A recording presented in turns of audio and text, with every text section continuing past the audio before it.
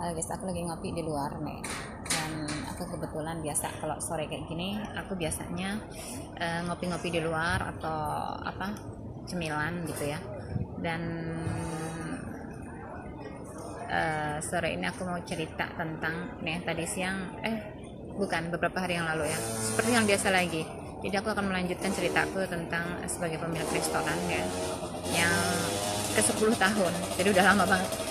Jadi ceritanya itu biasa ada orang klien datang mau numpang lagi ya, numpangnya numpang kecil, numpang kencing seperti biasa ya. Kalau numpang kencing bu ya punya aturan ya, saya kan bukan toilet publik ya. Kalau misalnya toilet publik kan cari aja di tempat lain. Ini tuh saya bilang ya saya hanya servis untuk klien saya aja, aku bilang gitu. Marah-marah, ini kupel ya, kupel mungkin sekitarnya 60-an tahun lah, dan kelihatan bukan orang miskin gitu ya, tapi kok numpang gratis ya. Mikirlah ke toilet publik aja sana, ngapain ke tempat aku gitu loh. Ya kan aku kan restoran gitu loh. Terus aku bilang gitu tuh marah-marah, terus langsung pergi memaki-maki. Dan dia bilang apa dia bilang pokoknya kata-kata kasar keluar semua lah ya kan. Dan itu kan hak saya ya, kalau misalkan aku mau mau aku kasih atau enggaknya ya kan di toilet ya kan. Kecuali misalkan gini, kecuali itu orang konsumsi kopi atau apalah ya di tempatku ya kan, pasti aku kasih lah ya kan. Aku juga kalau misalkan nih pergi kemana-mana, aku kebelet, aku pasti masuk ke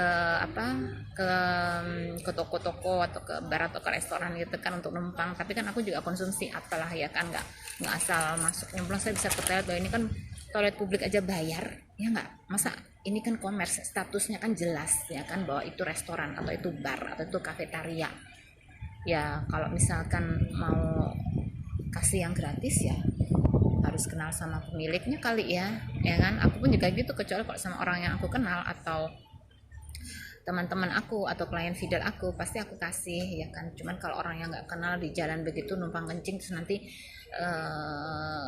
belum tentu itu kencing loh, kadang suka berak dan kemana-mana. Akhirnya aku yang bersihin, begitu pakai airnya, listriknya ya kan, pengering tangannya itu udah berapa ya nggak. Jadi banyak orang yang nggak punya aturan gitu loh. Dan anehnya itu sepertinya aku amatin tuh mereka tuh memanfaatkan